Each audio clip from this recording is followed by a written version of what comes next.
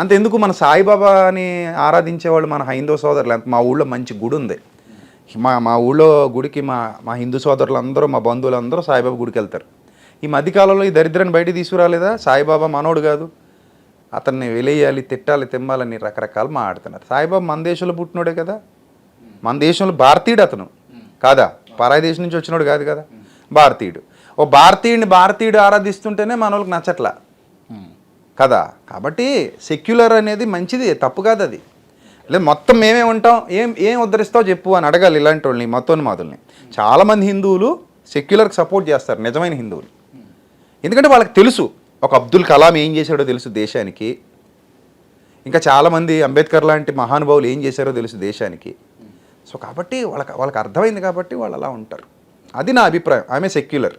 మీ దృష్టిలో యేసు ప్రభు దేవుడా లేకపోతే రాముడు దేవుడా? అసలు ఆ క్వశ్చన్ అడగకూడదు. నేను అడుగుతా, తప్పది. మీరు చెప్పండి.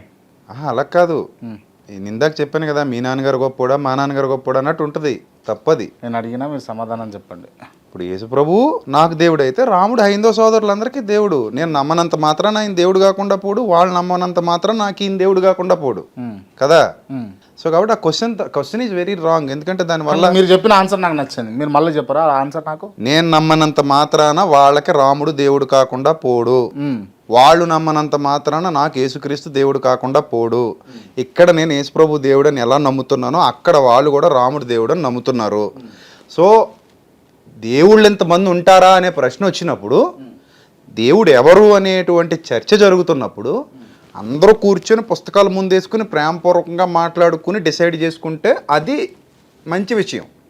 అంతేగాని ఒక్కడిని చేసి నన్ను ఇంటర్వ్యూలో కూర్చోబెట్టి రాముడు దేవుడా యేసుప్రభు దేవుడా అని అడిగితే తప్పు కదా, అది చాలా తప్పది. ఆ క్వశ్చన్ మీరు ఎవరిని అడగకండి, ఎప్పుడు కూడా ఎవరిని అడగకూడదు కూడా. ఎందుకంటే ఇప్పుడు ఎవడైనా యేసుప్రభు దేవుడు రాముడు దేవుడు కాదు అన్నాడు అనుకోండి, కంగారు పడి, అప్పుడు వాళ్ళందరినీ హట్ చేసినట్టే కదా. అది సెక్యులరిజం ఎలా అవుతుంది? నేను అదే అంటున్నాను. ఇప్పుడు మా రాముడే దేవుడు మిగిలిన వాళ్ళు దేవుడు కాదు అనేవాడు అసలు భారతదేశంలో ఉండకూడదు. మా యేసుప్రభువే దేవుడు మిగిలిన వాళ్ళు ఎవరు దేవుళ్ళు కాదని దూషించేవాడు భారతదేశంలో ఉండకూడదు. ఇప్పుడు నీ దేవుడు దేవుడా, నా దేవుడు దేవుడా, ఇంతమంది దేవుళ్ళు ఉండరు కదా, అందరికీ ఒకటే సృష్టికర్త కదా. మనందరం కూర్చుని ఇష్టాగోష్ఠి ప్రేమపూర్వక చర్చ జరిపి ఆ దేవుడు ఎవరో తెలుసుకుందాం, ఆ దేవుడి లక్షణాలు ఏంటో తెలుసుకుందాం, దేవుడికి ఉండాల్సిన క్యారెక్టర్ ఏంటో తెలుసుకుందాం అని కూర్చుంటే అది యాక్సెప్టబుల్. మరి హిందువుగా ఉన్నటువంటి మీరు క్రిస్టియానిటీలోకి పోవడానికి అసలైన కారణం ఏంటి? నేను చెప్పాను కదా, I like Jesus very much. నేను పరిశోధన చేశా. నా పరిశోధనలో నేను చదివిన అన్ని పుస్తకాలు నాకు ఇంపాక్ట్ ఎక్కడ పడిందంటే, దేవుడు అనగానే నాకు యేసుక్రీస్తు ఎందుకు అంటే యేసుక్రీస్తు బైబిలు ఎందుకు నచ్చాడంటే, నాకు ఆయన కొత్త నిబంధనలో ఆయన పరిచయం చదివిన తర్వాత ఫస్ట్ నేను కొత్త నిబంధనే చదివా. పాత నిబంధన నేను చదవలేదు. స్టార్టింగ్లో కూడా చెప్తున్నా, ఇప్పుడు కాదు. పాత నిబంధన యూదుల కోసం ఇవ్వబడింది స్టార్టింగ్లో, అది క్రీస్తుకు పూర్వం 1600 సంవత్సరాల క్రిందట.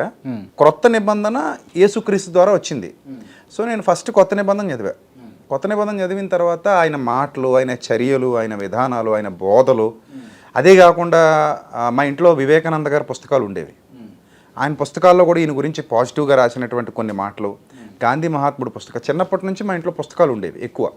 భగవద్గీత, భాగవతం. మా నాన్నగారు ఫ్రెండ్స్ అందరూ కూడా మా నాన్నగారికి ఎక్కువ బుక్స్ ఇచ్చేవారు. మా నాన్నగారు సిగరెట్ ఫ్యాక్టరీలో వర్క్ చేసేవారు. ఇప్పుడు లేదు అది. సో అక్కడ ఒక ఆంజనేయ స్వామి గుడి కట్టించడం, ఇలాంటివి మా నాన్నగారు ప్రతిరోజు సంధ్యావందనం చేయటం, ఇలాంటివి మా నాన్నగారికి భక్తి బాగా ఎక్కువ. సో నేను అదే ఫ్యామిలీలో పుట్టా. ఆ తర్వాత నేను పెద్ద అయిన తర్వాత, నా చదువు అంతా పూర్తయిన తర్వాత బిజినెస్ చేసుకుంటున్న టైంలో నేను బైబిల్ చదవడం మొదలుపెట్టిన తర్వాత అప్పుడు నేను రియలైజ్ అయ్యి, ఎంత మంచివాడు, ఎంత పరిశుద్ధుడు, ఇంత యథార్థవంతుడు, ఇంత చక్కటి జీవితాన్ని చూపించినాడు, బతికి చూపించాడు. ఎక్కడ కూడా తన బ్రతుకులో పాపానికి చోటు ఇవ్వకుండా ఇంత గొప్పగా బ్రతికి చూపించాడు యేసుక్రీస్తు అని నేను ఆయన ఇష్టపడ్డాను.